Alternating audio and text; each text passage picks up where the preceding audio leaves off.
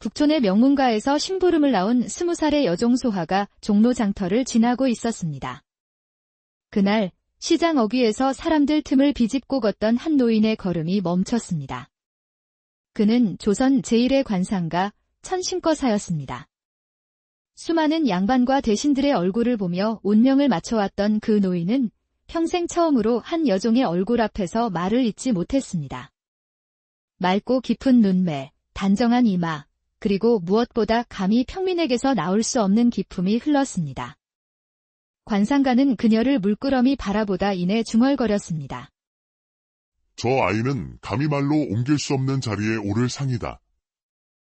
과연 미천한 여종에게 어떤 기적 같은 일이 벌어진 것일까요? 때는 조선 중기 인조 15년 한양 종로의 뒷골목에는 천신거사라 불리는 관상가가 살고 있었습니다. 그의 관상술은 신묘하기로 소문이 자자했습니다. 한 번 본 사람의 운명을 정확히 맞춘다 하여 양반부터 상민까지 모든 계층의 사람들이 그를 찾아왔습니다. 이 아이는 반드시 급제하여 높은 벼슬에 오를 것이요. 이 처녀는 좋은 혼처를 만나 복된 살림을 꾸릴 상이로구나. 천신거사의 말은 곧 하늘의 뜻으로 여겨졌습니다. 그런 어느 봄날 한양 북촌의 명문가 박대감 댁에서 일하는 여종 소하가 주인의 심부름으로 종로 시장에 나왔습니다. 20살의 소하는 비록 천한 신분이었지만 그 용모가 범상치 않았습니다. 맑고 깊은 눈매에 곱고 오뚝한 콧날, 그리고 무엇보다 타고난 기품이 있어 사람들이 한 번 보면 잊기 어려워했습니다. 소하가 쌀과 채소를 사러 시장을 지나던 중 우연히 천신거사와 마주쳤습니다. 거사는 소하의 얼굴을 본 순간 깜짝 놀라며 걸음을 멈춰 섰습니다. 아니, 이런 관상을 가진 여인을 내가 보게 될 줄이야. 천신거사는 마치 귀신이라도 본 듯 눈을 크게 뜨고 소하를 바라보았습니다. 할아버지, 무슨 일이신지요? 소하가 정중히 인사하며 물었습니다. 아가씨, 잠시만 얼굴을 좀 더 자세히 보여주겠소. 천신거사는 떨리는 손으로 소하의 관상을 살펴보기 시작했습니다. 이마의 형태, 눈썹의 모양, 코와 입술의 생김새, 귀의 크기와 두께까지 한참 동안 면밀히 관찰했습니다. 아가씨, 이름이 무엇이오? 소하라고 합니다. 소아. 작은 꽃이라.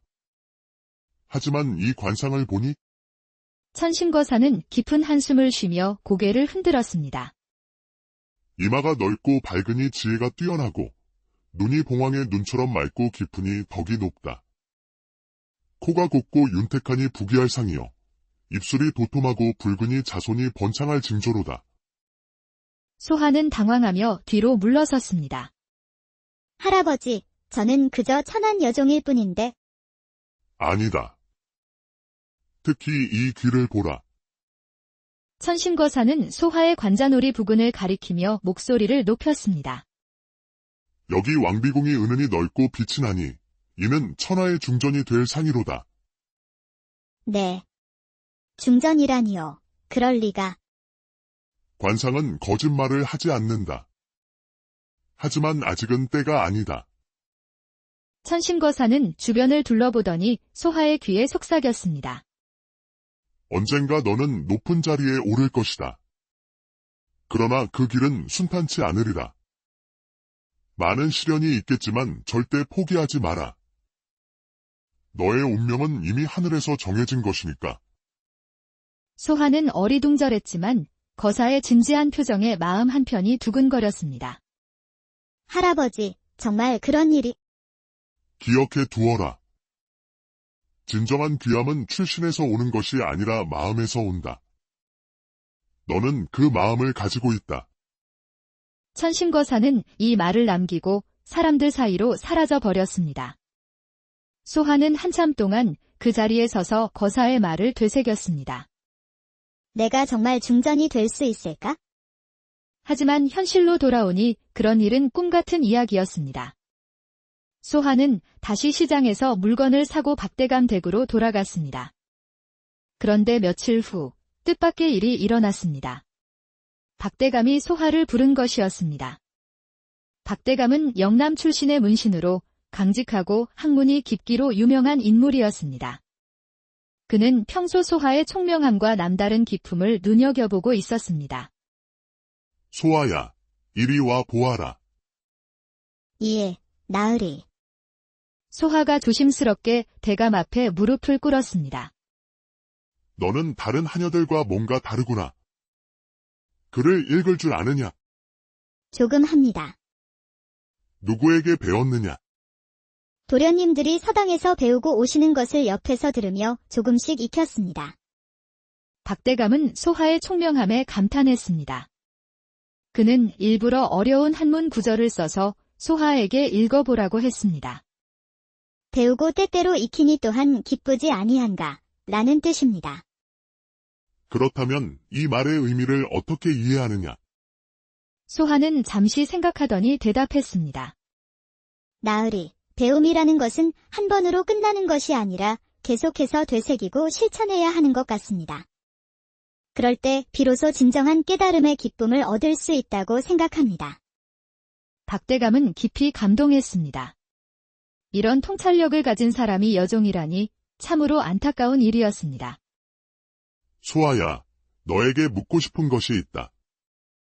무엇이든 말씀하십시오. 만약 내가 너를 수양딸로 삼는다면 어떻겠느냐?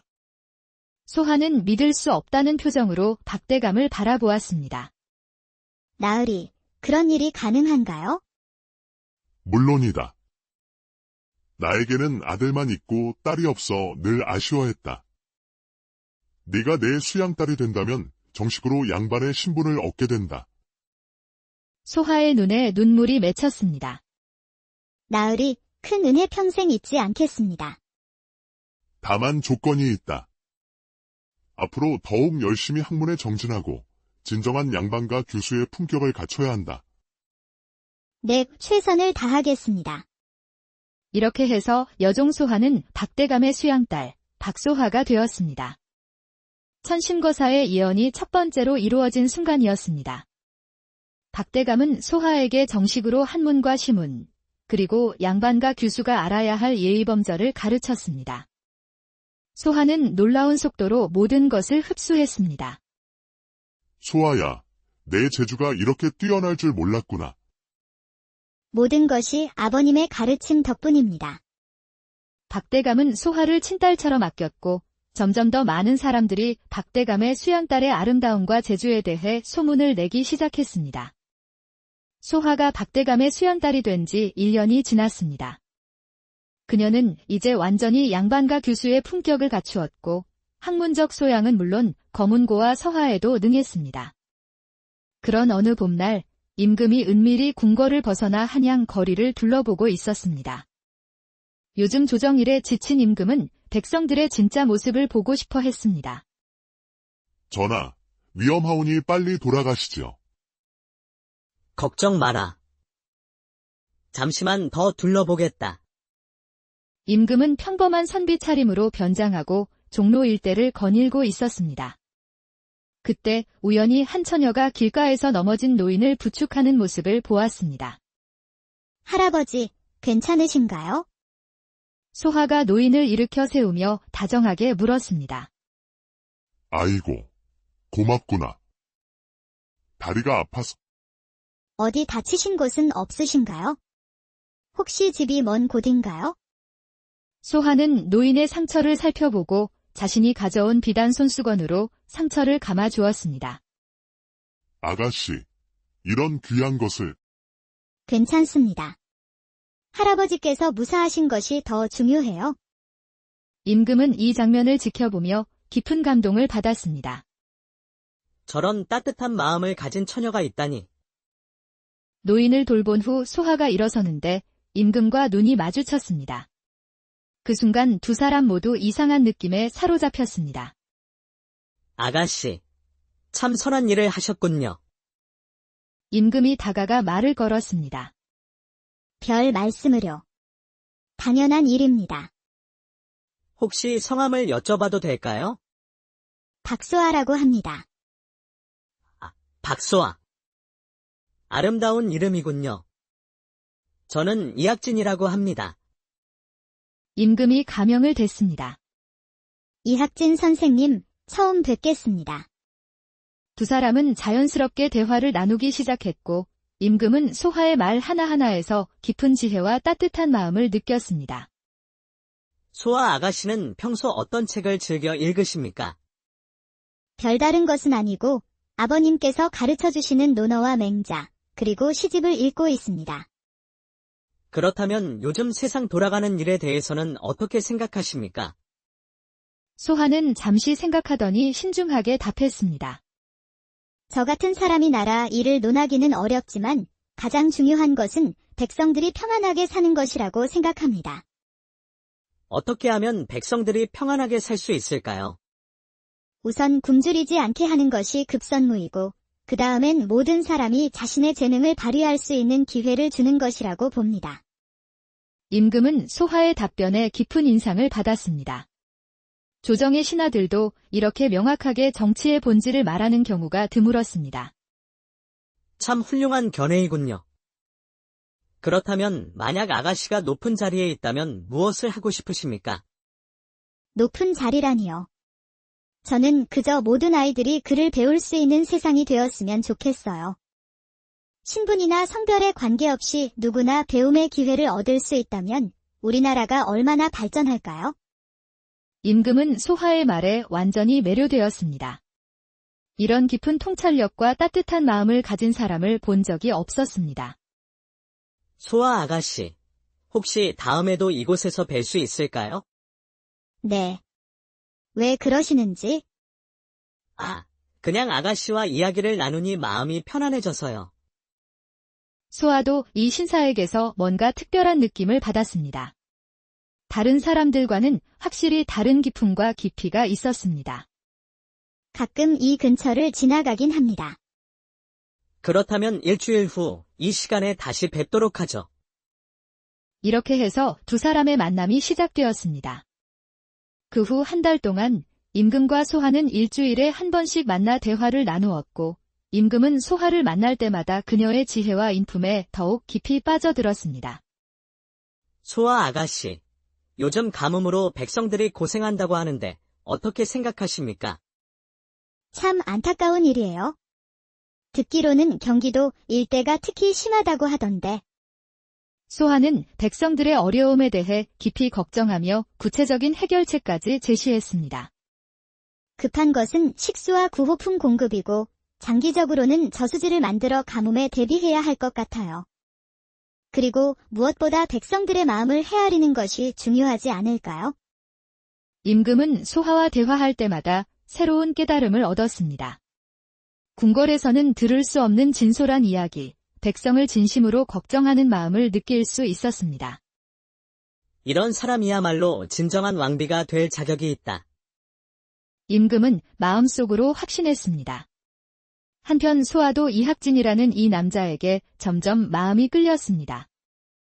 그의 깊은 지식, 나라를 걱정하는 마음, 그리고 무엇보다 자신을 한 명의 인격체로 존중해주는 태도가 고마웠습니다. 어느 날 임금이 조심스럽게 물었습니다. 소하 아가씨, 혹시 혼담이 오간 적이 있습니까? 소하가 얼굴을 붉히며 고개를 저었습니다. 아직 그런 이야기는 없습니다. 그렇다면 만약 누군가가 아가씨에게 청혼한다면 어떤 사람이었으면 좋겠습니까? 저는 신분이나 재산보다는 마음이 따뜻하고 백성을 사랑하는 사람이면 좋겠어요. 임금은 소하의 답변에 더욱 확신을 가졌습니다. 이 여인이야말로 자신이 찾던 사람이었습니다. 이제 결심해야겠다. 임금은 마음속으로 다짐했습니다. 한 달 후, 궁궐에서 큰 소식이 전해졌습니다. 왕비 간택령이 내려진 것이었습니다. 전국의 양반과 처녀 중 나이 16세에서 20세까지 용모가 단정하고 덕행이 뛰어난 자를 간택하여 사주단자를 올리라.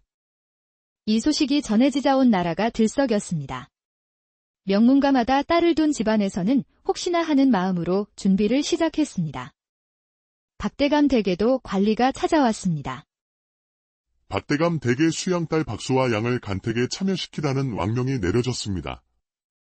박대감은 깜짝 놀랐습니다. 우리 소아를 하지만 임금께서 직접 지명하신 일입니다.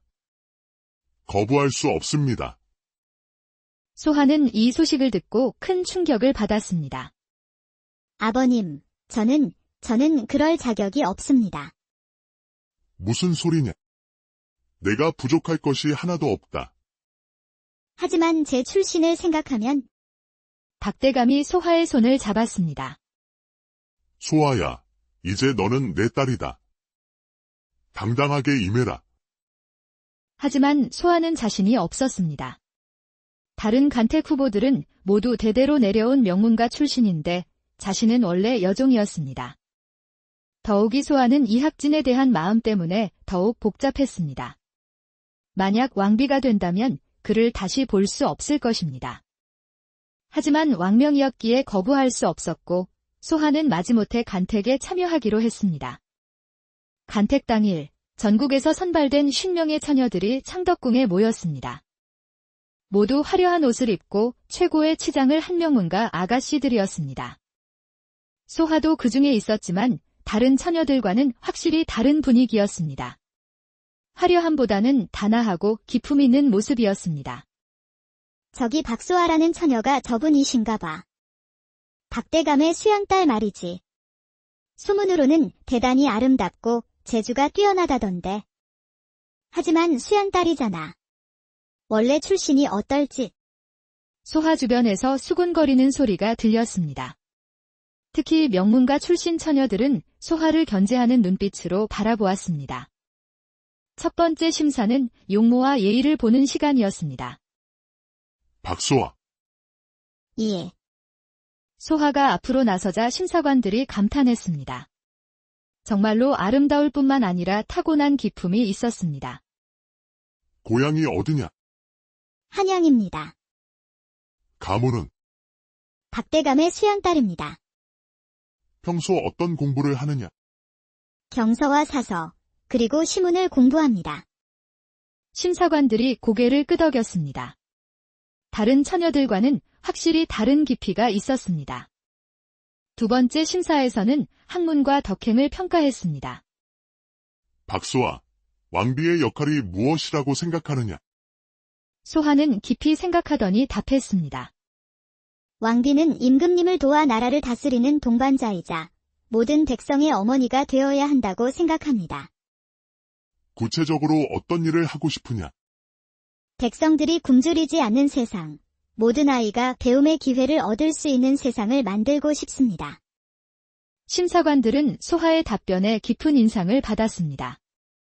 다른 처녀들은 대부분 임금님께 순종하겠다는 뻔한 답변을 했는데 소하는 확실한 비전을 제시했습니다. 드디어 최종 심사 날이 되었습니다. 10명의 최종 후보가 남았고 소하도 그 안에 포함되어 있었습니다. 이날은 임금이 직접 나서서 후보들을 만나보는 날이었습니다. 소하는 떨리는 마음으로 대기하고 있었습니다. 마침내 소하의 차례가 되었습니다. 그런데 소하는 임금의 얼굴을 보는 순간 깜짝 놀랐습니다. 이학진 선생님. 임금도 소하를 보며 따뜻하게 미소 지었습니다. 박소아, 만나서 반갑구나. 전하, 설마. 그렇다. 내가 바로 이학진이다. 소하는 믿을 수 없다는 표정으로 임금을 바라보았습니다. 그동안 자신이 만난 사람이 바로 임금이었다니. 놀랐겠지만 내가 너를 간택에 참여시킨 이유를 이제 알겠느냐? 전하, 지난 한 달 동안 너와 나눈 대화, 내가 보여준 지혜와 인품. 나는 확신한다. 너야말로 진정한 왕비가 될 자격이 있다. 소하의 눈에 눈물이 맺혔습니다. 하지만 저는 원래 출신은 중요하지 않다. 중요한 것은 마음이다. 임금의 진심 어린 말에 소하는 마음이 흔들렸습니다. 마침내 임금이 선언했습니다. 박소아를 왕비로 간택한다. 궁궐안이 술렁였습니다. 다른 후보들은 믿을 수 없다는 표정이었고 특히 명문가 출신 처녀들은 크게 실망했습니다. 하지만 진짜 시련은 이제부터였습니다. 소하가 왕비로 간택되자 곧바로 혼례 준비가 시작되었지만 대왕 대비와 중신들의 반대로 인해 혼례 과정도 순탄치 않았습니다. 이런 혼례를 어떻게 치를 수 있단 말이냐? 조상님들께 면목이 없습니다. 그럼에도 불구하고 임금의 강한 의지로 혼례는 진행되었습니다. 비록 성대하지는 않았지만 소하는 마침내 정식으로 중전마마가 되었습니다. 이제 너는 나의 왕비이자 조선의 중전이다. 전하, 부족한 저를 믿어주셔서 감사합니다. 하지만 중전이 된 후에도 소하를 둘러싼 갈등은 계속되었습니다. 소하가 중전으로 책봉되자 궁궐 안팎이 들썩이기 시작했습니다. 특히 대왕 대비와 중신들의 반발이 거셌습니다. 이게 무슨 일이냐?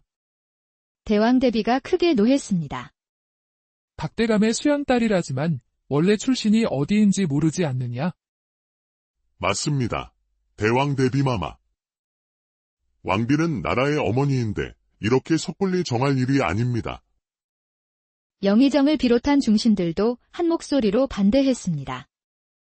전하, 이 결정을 다시 생각해 보시기 바랍니다. 하지만 임금은 단호했습니다. 이미 결정된 일이다. 더 이상 이 일을 제기하지 마라. 하지만 전하, 조정의 기강은 내가 세우는 것이다. 임금의 강한 의지에 신하들은 일단 물러났지만 속으로는 여전히 불만을 품고 있었습니다. 한편 소하는 이런 상황이 부담스러웠습니다. 자신 때문에 궁궐이 어수선해지는 것 같아 마음이 무거웠습니다. 전하, 제가 물러나는 것이 좋을 것 같습니다. 무슨 소리냐? 신하들과 대왕 대비마마께서 모두 반대하시는데 임금이 소하의 손을 잡았습니다. 소아야, 변화에는 항상 저항이 따른다. 하지만 그것을 두려워해서는 안 된다. 나는 내가 진정한 왕비라고 확신한다. 내가 지금 포기한다면 너와 같은 처지에 있는 수많은 사람들의 희망이 꺾인다. 내가 보여줄 수 있는 가능성을 생각해 보아라. 소하는 임금의 말에 용기를 얻었지만 여전히 주변의 시선이 따가웠습니다. 며칠 후 대왕 대비가 소하를 불렀습니다. 수연딸이라고 하지만 내 원래 출신이 무엇이냐? 소하가 머뭇거리자 대왕 대비의 표정이 더욱 엄해졌습니다. 솔직히 말해보아라.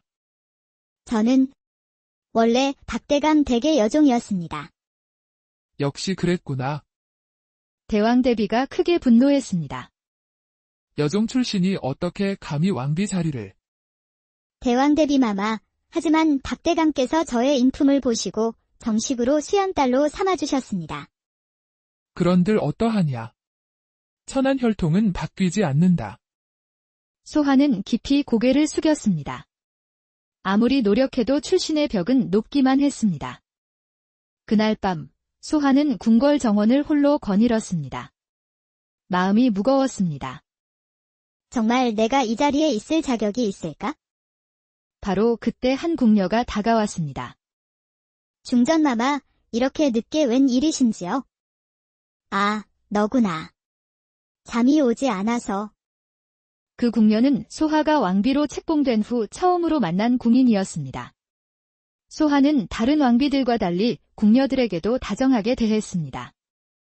마마, 혹시 무슨 걱정이 있으신가요? 소하는 자신의 고민을 털어놓았습니다. 내가 정말 이 자리에 어울리는 사람인지 모르겠다. 궁녀는 소하의 손을 잡았습니다. 마마, 저희들은 마마를 정말 좋아합니다. 마마께서 오신 후로 궁궐 분위기가 완전히 바뀌었어요. 전에는 높은 분들이 저희를 사람 취급도 안 했는데 마마는 항상 저희 이름을 불러주시고 안부를 물어보세요. 궁녀의 눈에 눈물이 맺혔습니다. 마마께서는 출신이 어떻든 상관없이 모든 사람을 똑같이 대해주세요. 그런 마마야말로 진정한 중전마마라고 생각해요. 소하는 궁녀의 말을 들으며 마음이 따뜻해졌습니다. 고맙다. 내 말을 들으니 힘이 나는구나. 그 순간 소하는 깨달았습니다. 자신이 추구해야 할 것은 다른 사람들의 인정이 아니라 진심으로 사람들을 사랑하는 마음이었습니다. 소하는 그날 이후 마음을 새로 다잡고 중전으로서의 역할에 최선을 다했습니다. 가장 먼저 시작한 일은 궁중의 어려운 사람들을 돕는 것이었습니다. 아픈 궁녀가 있으면 약을 내려주고 집안에 어려운 일이 있는 내시가 있으면 도움을 주었습니다. 중전마마, 제 어머니가 편찮으신데 어떤 병환이신가? 궁중의원을 보내드리겠다. 소하는 즉시 최고의 의원과 귀한 약재를 보내주었습니다.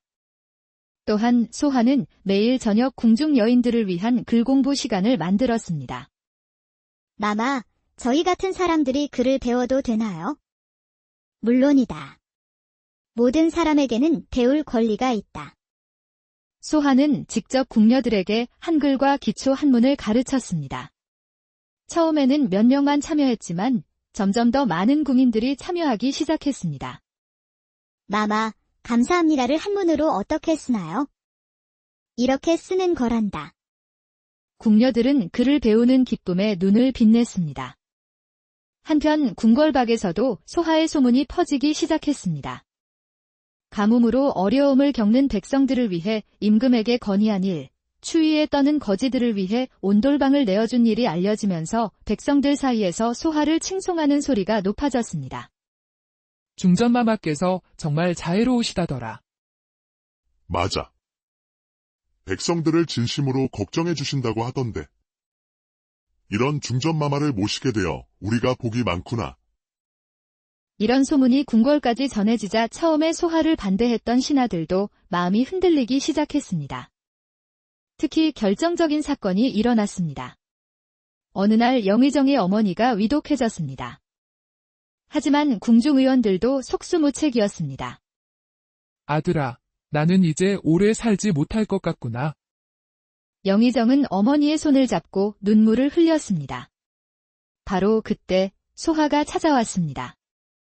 영의정 대감, 어머니 병환이 어떠신지요? 영의정은 놀랐습니다. 자신이 그렇게 반대했던 중전마마가 직접 문병을 온 것이었습니다. 중전마마, 어찌? 어머니께서 편찮으시다는 소식을 듣고 그냥 지나칠 수가 없었습니다. 소하는 영의정의 어머니 곁에 앉아 정성스럽게 문병했습니다. 궁중 최고의 의원을 보내고 귀한 약재를 구해다 드렸으며 친히 안부를 묻고 위로의 말씀을 전했습니다. 마마, 이런 일까지 하실 필요가. 어머님은 모든 이의 어머니입니다. 제가 당연히 돌봐드려야 할 분이에요. 소하는 매일 문병을 다니며 회복 상황을 세심하게 살폈습니다. 소하가 보내준 명의와 귀한 약재, 그리고 무엇보다 중전마마의 각별한 관심 덕분인지 영의정의 어머니는 기적적으로 회복되었습니다. 마마의 은혜를 어떻게 갚을까요? 영의정의 어머니가 소하의 손을 꼭 잡으며 눈물을 흘렸습니다. 이 일이 있은 후 영의정은 완전히 마음을 바꿨습니다. 전하, 제가 중전마마를 오해했습니다. 무슨 말이냐? 진정한 왕비는 출신이 아니라 마음으로 정해지는 것 같습니다. 중전마마야말로 우리 조선이 모셔야 할 분입니다. 영의정의 이런 변화는 다른 신하들에게도 큰 영향을 주었고 하나둘씩 소하를 인정하는 신하들이 늘어나기 시작했습니다. 마지막까지 반대하던 대왕대비도 마음이 움직였습니다. 어느 날 대왕대비가 갑자기 어지러움을 호소하며 쓰러졌습니다. 궁중이 발칵 뒤집혔지만 소하는 밤낮 없이 대왕대비를 간병했습니다. 중전마마, 잠시 쉬시옵소서. 괜찮다. 대왕대비마마께서 편찮으신데 어떻게 쉴 수 있겠느냐? 소하는 3일 동안 거의 잠을 자지 않고 대왕대비를 돌봤습니다. 대왕대비가 깨어났을 때 첫 번째로 본 것은 소하의 지친 얼굴이었습니다. 중전이 나를 돌봐준 것이냐? 예, 대왕대비마마. 왜? 내가 그토록 반대했는데. 소하는 미소 지으며 대답했습니다. 대왕대비마마는 저희 왕실의 어른이십니다. 당연히 제가 돌봐야 하는 분이지요. 대왕대비의 눈에 눈물이 맺혔습니다. 내가 내가 잘못 보았구나. 내가 진정한 중전이다. 이렇게 해서 대왕 대비까지 소하를 인정하게 되었습니다. 소하가 중전으로 완전히 자리 잡은 지 3년이 지났습니다. 이제 그녀를 반대하는 사람은 아무도 없었습니다. 소하의 첫 번째 큰 업적은 교육개혁이었습니다. 그녀는 임금에게 건의하여 전국의 서당을 늘리고 여성들도 글을 배울 수 있는 여학당을 설치했습니다. 전하, 모든 백성이 글을 안다면 나라가 얼마나 발전할까요? 좋은 생각이다. 어떻게 시작할까? 우선 궁중부터 시작해 보겠습니다. 소하는 궁중 여인들을 위한 학당을 만들어 직접 가르쳤습니다. 그 소문이 퍼지자 양반과 부인들도 따라하기 시작했습니다. 우리도 딸들에게 글을 가르쳐야겠어. 중전마마께서 하시는 일이니 분명 좋은 일일 거야. 점점 더 많은 여성들이 글을 배우기 시작했고, 이는 조선 사회 전반의 문화 수준을 높이는 결과를 낳았습니다. 두 번째 업적은 민생 안정이었습니다. 소하는 임금과 함께 백성들의 생활을 직접 살피고 어려운 사람들을 도왔습니다. 전하, 이번 겨울이 특히 추울 것 같습니다. 가난한 백성들을 위한 대책이 필요합니다. 어떤 방법이 있을까? 궁중의 사치를 줄이고 그 비용으로 구휼미를 나누어 주면 어떨까요?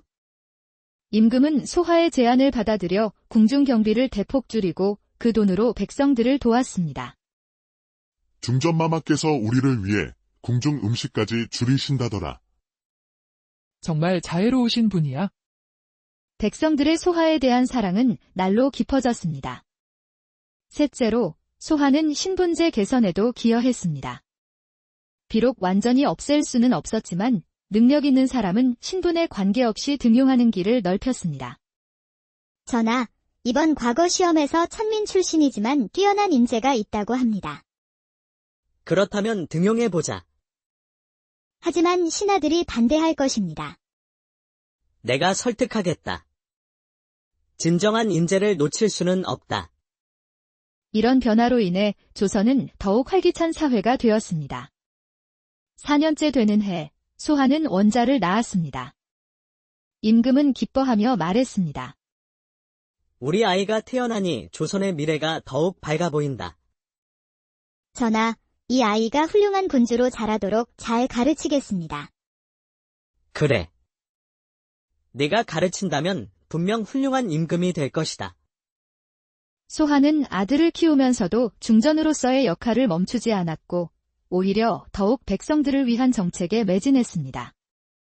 어느 날 이미 나이가 많이 든 천신거사가 마지막으로 궁궐을 찾았습니다. 중전마마, 이 늙은이가 마지막 인사를 드리러 왔습니다. 거사님, 어떻게 오셨어요? 마마께서 중전이 되신 것을 보고 싶어서 왔습니다. 천신거사는 소하를 보며 흐뭇하게 미소 지었습니다. 제가 처음 마마의 관상을 보았을 때부터 이런 날이 올 줄 알았습니다. 거사님의 예언이 모두 맞았군요. 관상은 운명의 가능성을 보여줄 뿐입니다. 그 운명을 현실로 만든 것은 마마의 끊임없는 노력과 따뜻한 마음이었습니다.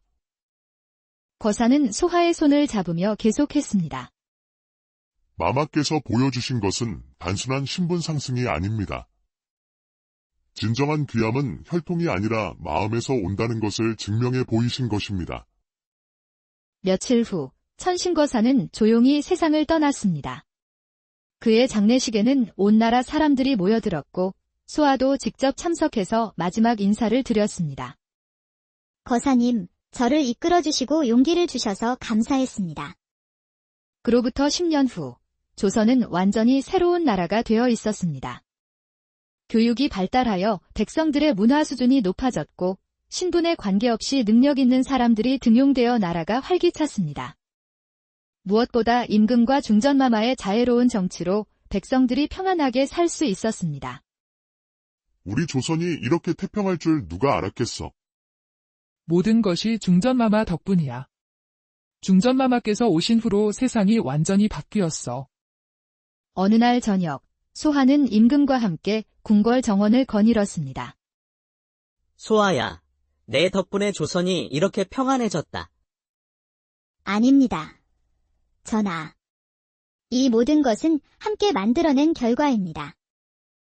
하지만 내가 없었다면 불가능한 일이었다. 소하는 하늘을 올려다보며 말했습니다. 전하, 저는 행복합니다. 제가 꿈꾸던 세상이 조금씩 이루어지고 있어요. 어떤 세상? 모든 사람이 자신의 능력을 발휘할 수 있고 서로를 존중하며 살아가는 세상. 그런 세상이요. 임금은 소하의 손을 잡으며 미소 지었습니다. 그래, 우리가 함께 만들어가는 세상이다. 그때 어린 원자가 뛰어왔습니다. 아바마마, 어마마마. 우리 원자, 무엇을 하고 있었느냐? 궁녀 할머니들께 글을 가르쳐 드리고 있었어요. 소하는 아들을 안아주며 기뻐했습니다. 잘했구나. 모든 사람을 돕는 것이 군주의 도리란다. 원자는 어머니를 닮아 따뜻한 마음을 가진 아이로 자라고 있었습니다. 그로부터 50년 후 소하의 이야기는 전설이 되어온 나라에 전해졌습니다. 옛날에 여종 출신으로 중전마마가 되신 분이 계셨단다. 할머니가 손자에게 이야기해 주었습니다. 정말이에요. 어떻게 그런 일이? 마음이 아름다운 사람이었기 때문이야. 신분이 아니라 마음이 그 사람을 중전마마로 만든 거란다. 소하의 무덤 앞에는 늘 사람들이 찾아와 절을 올렸습니다. 특히 어려운 처지에 있는 사람들이 많이 찾아왔습니다. 중전마마, 저도 마마처럼 포기하지 않고 열심히 살겠습니다. 마마께서 보여주신 길을 따라 걷겠습니다. 무덤가에 심어진 매화나무의 꽃이 활짝 피어 있었습니다. 마치 소하가 그들을 격려해주는 것 같았습니다. 조선은 소하의 영향으로 동아시아에서 가장 문화가 발달하고 평등한 사회가 되었습니다. 신분제는 여전히 존재했지만 개인의 노력과 능력으로 얼마든지 신분 상승이 가능한 시스템이 정착되었습니다. 특히 여성 교육은 세계적으로도 앞선 수준이었습니다. 소하학당이라는 이름의 여학교가 전국에 수백 개 세워져 있었고 여성 의원, 여성 교사들이 활발히 활동하고 있었습니다. 소하의 일생이 보여준 것은 단순한 성공담이 아니었습니다. 그것은 한 인간의 무한한 가능성, 그리고 진정한 사랑과 노력이 세상을 바꿀 수 있다는 희망의 메시지였습니다. 출신이 아니라 인품으로, 혈통이 아니라 마음으로, 권력이 아니라 사랑으로. 소하가 보여준 이 가치들은 시간이 흘러도 변하지 않는 진리였습니다. 관상은 운명의 가능성을 보여주지만 그 운명을 현실로 북촌의 명문가에서 심부름을 나온 20살의 여종 소하가 종로 장터를 지나고 있었습니다. 그날 시장 어귀에서 사람들 틈을 비집고 걷던 한 노인의 걸음이 멈췄습니다. 그는 조선 제1의 관상가 천신거사였습니다. 수많은 양반과 대신들의 얼굴을 보며 운명을 맞춰왔던 그 노인은 평생 처음으로 한 여종의 얼굴 앞에서 말을 잇지 못했습니다. 맑고 깊은 눈매, 단정한 이마, 그리고 무엇보다 감히 평민에게서 나올 수 없는 기품이 흘렀습니다. 관상가는 그녀를 물끄러미 바라보다 이내 중얼거렸습니다. 저 아이는 감히 말로 옮길 수 없는 자리에 오를 상이다. 과연 미천한 여종에게 어떤 기적 같은 일이 벌어진 것일까요? 때는 조선 중기 인조 15년 한양 종로의 뒷골목에는 천신거사라 불리는 관상가가 살고 있었습니다. 그의 관상술은 신묘하기로 소문이 자자했습니다. 한 번 본 사람의 운명을 정확히 맞춘다 하여 양반부터 상민까지 모든 계층의 사람들이 그를 찾아왔습니다. 이 아이는 반드시 급제하여 높은 벼슬에 오를 것이요. 이 처녀는 좋은 혼처를 만나 복된 살림을 꾸릴 상이로구나. 천신거사의 말은 곧 하늘의 뜻으로 여겨졌습니다. 그런 어느 봄날 한양 북촌의 명문가 박대감 댁에서 일하는 여종 소하가 주인의 심부름으로 종로 시장에 나왔습니다. 20살의 소하는 비록 천한 신분이었지만 그 용모가 범상치 않았습니다. 맑고 깊은 눈매에 곱고 오뚝한 콧날, 그리고 무엇보다 타고난 기품이 있어 사람들이 한 번 보면 잊기 어려워했습니다. 소하가 쌀과 채소를 사러 시장을 지나던 중 우연히 천신거사와 마주쳤습니다. 거사는 소하의 얼굴을 본 순간 깜짝 놀라며 걸음을 멈춰 섰습니다. 아니, 이런 관상을 가진 여인을 내가 보게 될 줄이야. 천신거사는 마치 귀신이라도 본 듯 눈을 크게 뜨고 소하를 바라보았습니다. 할아버지, 무슨 일이신지요? 소하가 정중히 인사하며 물었습니다. 아가씨, 잠시만 얼굴을 좀 더 자세히 보여주겠소. 천신거사는 떨리는 손으로 소하의 관상을 살펴보기 시작했습니다. 이마의 형태, 눈썹의 모양, 코와 입술의 생김새, 귀의 크기와 두께까지 한참 동안 면밀히 관찰했습니다. 아가씨, 이름이 무엇이오? 소하라고 합니다. 소아. 작은 꽃이라. 하지만 이 관상을 보니 천신거사는 깊은 한숨을 쉬며 고개를 흔들었습니다. 이마가 넓고 밝으니 지혜가 뛰어나고 눈이 봉황의 눈처럼 맑고 깊으니 덕이 높다. 코가 곱고 윤택하니 부귀할 상이요. 입술이 도톰하고 붉으니 자손이 번창할 징조로다. 소하는 당황하며 뒤로 물러섰습니다. 할아버지, 저는 그저 천한 여종일 뿐인데 아니다. 특히 이 귀를 보라. 천신거사는 소하의 관자놀이 부근을 가리키며 목소리를 높였습니다. 여기 왕비궁이 은은히 넓고 빛이 나니 이는 천하의 중전이 될 상이로다. 네. 중전이라니요. 그럴 리가. 관상은 거짓말을 하지 않는다. 하지만 아직은 때가 아니다. 천신거사는 주변을 둘러보더니 소하의 귀에 속삭였습니다. 언젠가 너는 높은 자리에 오를 것이다. 그러나 그 길은 순탄치 않으리라. 많은 시련이 있겠지만 절대 포기하지 마라.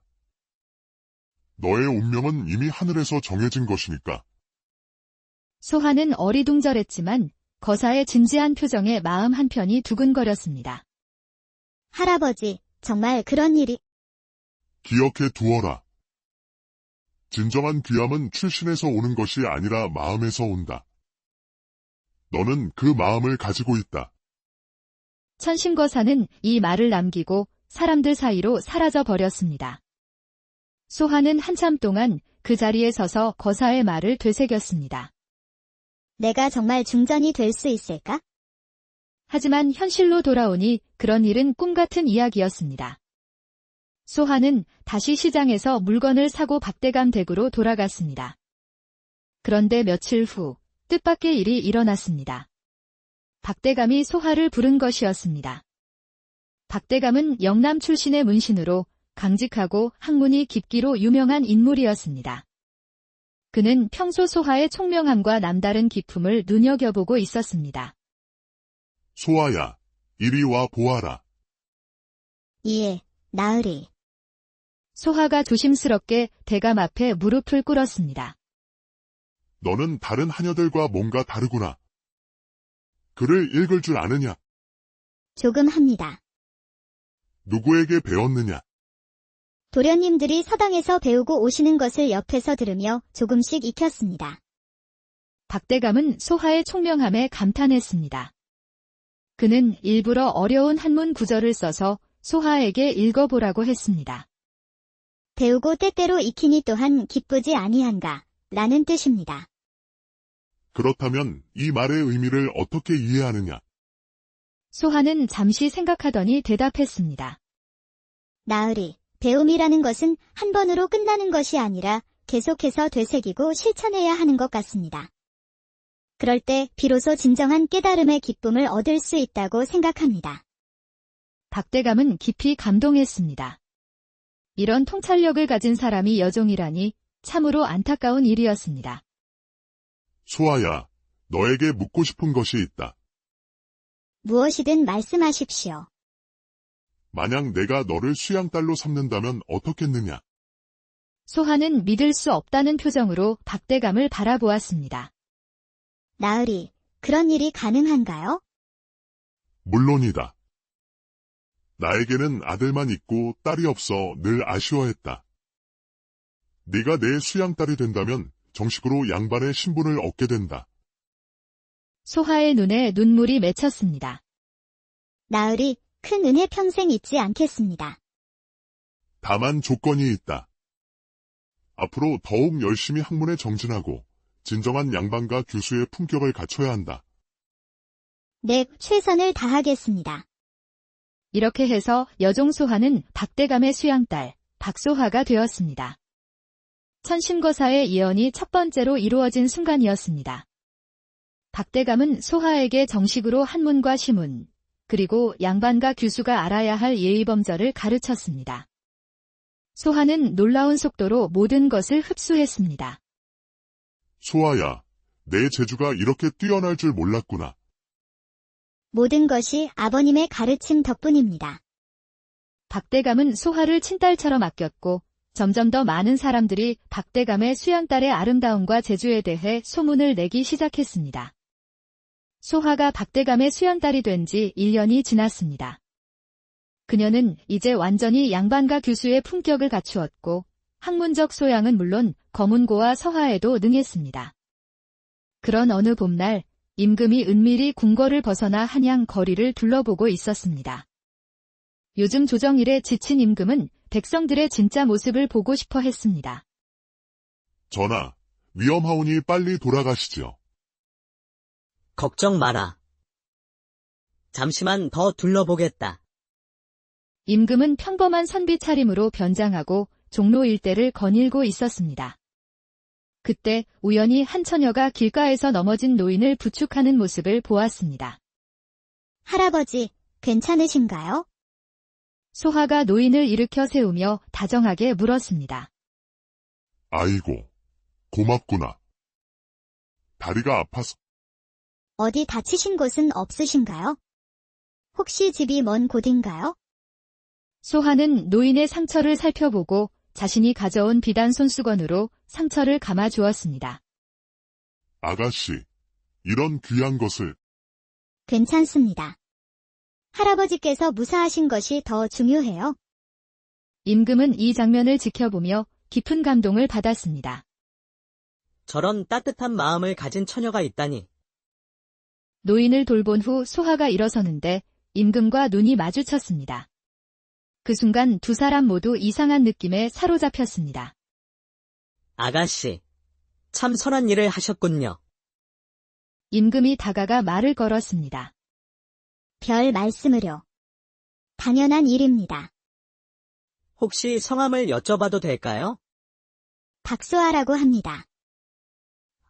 박소아. 아름다운 이름이군요. 저는 이학진이라고 합니다. 임금이 가명을 댔습니다. 이학진 선생님, 처음 뵙겠습니다. 두 사람은 자연스럽게 대화를 나누기 시작했고 임금은 소하의 말 하나하나에서 깊은 지혜와 따뜻한 마음을 느꼈습니다. 소아 아가씨는 평소 어떤 책을 즐겨 읽으십니까? 별다른 것은 아니고 아버님께서 가르쳐주시는 논어와 맹자, 그리고 시집을 읽고 있습니다. 그렇다면 요즘 세상 돌아가는 일에 대해서는 어떻게 생각하십니까? 소하는 잠시 생각하더니 신중하게 답했습니다. 저 같은 사람이 나라 일을 논하기는 어렵지만 가장 중요한 것은 백성들이 평안하게 사는 것이라고 생각합니다. 어떻게 하면 백성들이 평안하게 살 수 있을까요? 우선 굶주리지 않게 하는 것이 급선무이고 그 다음엔 모든 사람이 자신의 재능을 발휘할 수 있는 기회를 주는 것이라고 봅니다. 임금은 소하의 답변에 깊은 인상을 받았습니다. 조정의 신하들도 이렇게 명확하게 정치의 본질을 말하는 경우가 드물었습니다. 참 훌륭한 견해이군요. 그렇다면 만약 아가씨가 높은 자리에 있다면 무엇을 하고 싶으십니까? 높은 자리라니요. 저는 그저 모든 아이들이 글을 배울 수 있는 세상이 되었으면 좋겠어요. 신분이나 성별에 관계없이 누구나 배움의 기회를 얻을 수 있다면 우리나라가 얼마나 발전할까요? 임금은 소하의 말에 완전히 매료되었습니다. 이런 깊은 통찰력과 따뜻한 마음을 가진 사람을 본 적이 없었습니다. 소아 아가씨, 혹시 다음에도 이곳에서 뵐 수 있을까요? 네. 왜 그러시는지? 그냥 아가씨와 이야기를 나누니 마음이 편안해져서요.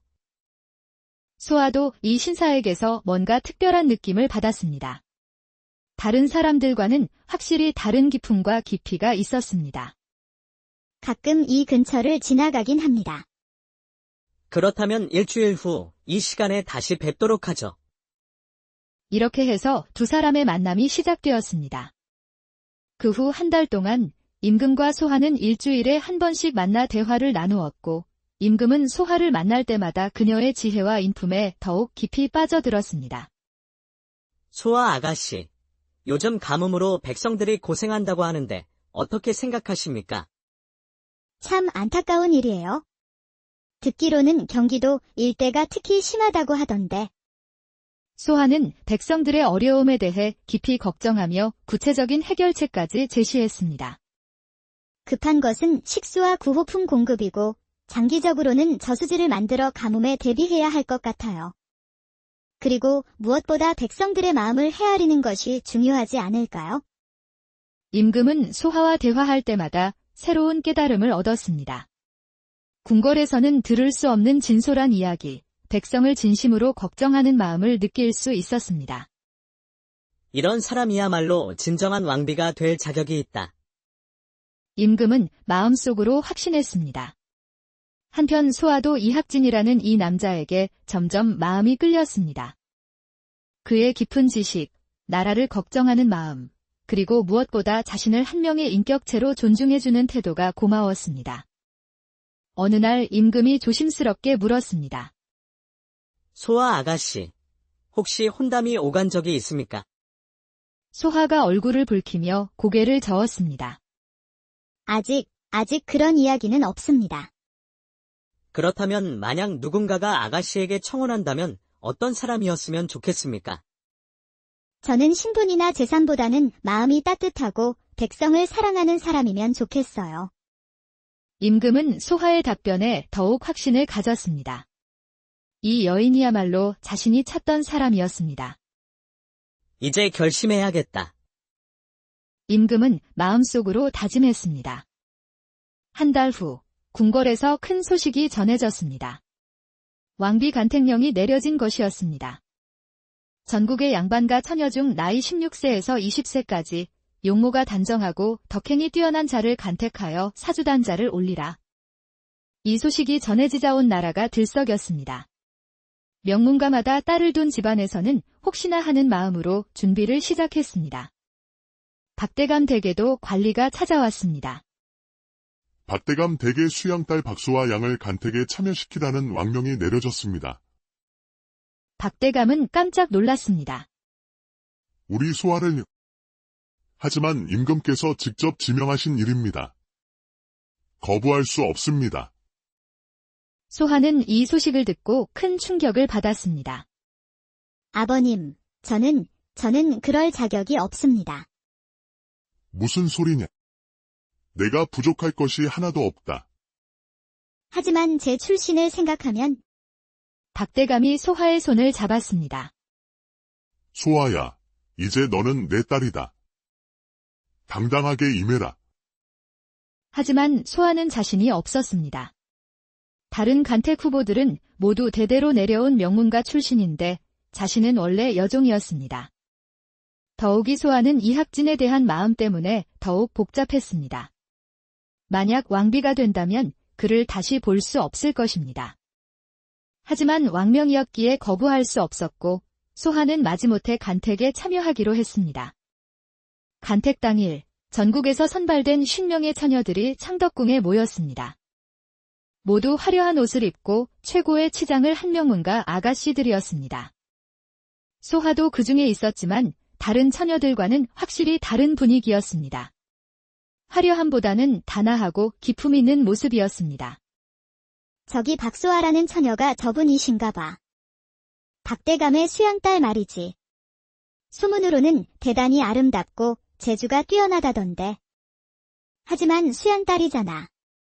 원래 출신이 어떨지. 소하 주변에서 수군거리는 소리가 들렸습니다. 특히 명문가 출신 처녀들은 소하를 견제하는 눈빛으로 바라보았습니다. 첫 번째 심사는 용모와 예의를 보는 시간이었습니다. 박소아, 예. 소하가 앞으로 나서자 심사관들이 감탄했습니다. 정말로 아름다울 뿐만 아니라 타고난 기품이 있었습니다. 고향이 어디냐? 한양입니다. 가문은 박대감의 수양딸입니다. 평소 어떤 공부를 하느냐? 경서와 사서, 그리고 시문을 공부합니다. 심사관들이 고개를 끄덕였습니다. 다른 처녀들과는 확실히 다른 깊이가 있었습니다. 두 번째 심사에서는 학문과 덕행을 평가했습니다. 박소아, 왕비의 역할이 무엇이라고 생각하느냐? 소하는 깊이 생각하더니 답했습니다. 왕비는 임금님을 도와 나라를 다스리는 동반자이자 모든 백성의 어머니가 되어야 한다고 생각합니다. 구체적으로 어떤 일을 하고 싶으냐? 백성들이 굶주리지 않는 세상, 모든 아이가 배움의 기회를 얻을 수 있는 세상을 만들고 싶습니다. 심사관들은 소하의 답변에 깊은 인상을 받았습니다. 다른 처녀들은 대부분 임금님께 순종하겠다는 뻔한 답변을 했는데 소하는 확실한 비전을 제시했습니다. 드디어 최종 심사 날이 되었습니다. 10명의 최종 후보가 남았고 소하도 그 안에 포함되어 있었습니다. 이날은 임금이 직접 나서서 후보들을 만나보는 날이었습니다. 소하는 떨리는 마음으로 대기하고 있었습니다. 마침내 소하의 차례가 되었습니다. 그런데 소하는 임금의 얼굴을 보는 순간 깜짝 놀랐습니다. 이학진 선생님. 임금도 소하를 보며 따뜻하게 미소 지었습니다. 박소아, 만나서 반갑구나. 전하, 설마. 그렇다. 내가 바로 이학진이다. 소하는 믿을 수 없다는 표정으로 임금을 바라보았습니다. 그동안 자신이 만난 사람이 바로 임금이었다니. 놀랐겠지만 내가 너를 간택에 참여시킨 이유를 이제 알겠느냐? 전하, 지난 한 달 동안 너와 나눈 대화, 내가 보여준 지혜와 인품. 나는 확신한다. 너야말로 진정한 왕비가 될 자격이 있다. 소하의 눈에 눈물이 맺혔습니다. 하지만 저는 원래 출신은 중요하지 않다. 중요한 것은 마음이다. 임금의 진심 어린 말에 소하는 마음이 흔들렸습니다. 마침내 임금이 선언했습니다. 박소아를 왕비로 간택한다. 궁궐안이 술렁였습니다. 다른 후보들은 믿을 수 없다는 표정이었고 특히 명문가 출신 처녀들은 크게 실망했습니다. 하지만 진짜 시련은 이제부터였습니다. 소하가 왕비로 간택되자 곧바로 혼례 준비가 시작되었지만 대왕 대비와 중신들의 반대로 인해 혼례 과정도 순탄치 않았습니다. 이런 혼례를 어떻게 치를 수 있단 말이냐? 조상님들께 면목이 없습니다. 그럼에도 불구하고 임금의 강한 의지로 혼례는 진행되었습니다. 비록 성대하지는 않았지만 소하는 마침내 정식으로 중전마마가 되었습니다. 이제 너는 나의 왕비이자 조선의 중전이다. 전하, 부족한 저를 믿어주셔서 감사합니다. 하지만 중전이 된 후에도 소하를 둘러싼 갈등은 계속되었습니다. 소하가 중전으로 책봉되자 궁궐 안팎이 들썩이기 시작했습니다. 특히 대왕 대비와 중신들의 반발이 거셌습니다. 이게 무슨 일이냐? 대왕 대비가 크게 노했습니다. 박대감의 수양딸이라지만 원래 출신이 어디인지 모르지 않느냐? 맞습니다. 대왕 대비마마. 왕비는 나라의 어머니인데 이렇게 섣불리 정할 일이 아닙니다. 영의정을 비롯한 중신들도 한 목소리로 반대했습니다. 전하, 이 결정을 다시 생각해 보시기 바랍니다. 하지만 임금은 단호했습니다. 이미 결정된 일이다. 더 이상 이 일을 제기하지 마라. 하지만 전하, 조정의 기강은 내가 세우는 것이다. 임금의 강한 의지에 신하들은 일단 물러났지만 속으로는 여전히 불만을 품고 있었습니다. 한편 소하는 이런 상황이 부담스러웠습니다. 자신 때문에 궁궐이 어수선해지는 것 같아 마음이 무거웠습니다. 전하, 제가 물러나는 것이 좋을 것 같습니다. 무슨 소리냐? 신하들과 대왕대비마마께서 모두 반대하시는데 임금이 소하의 손을 잡았습니다. 소아야,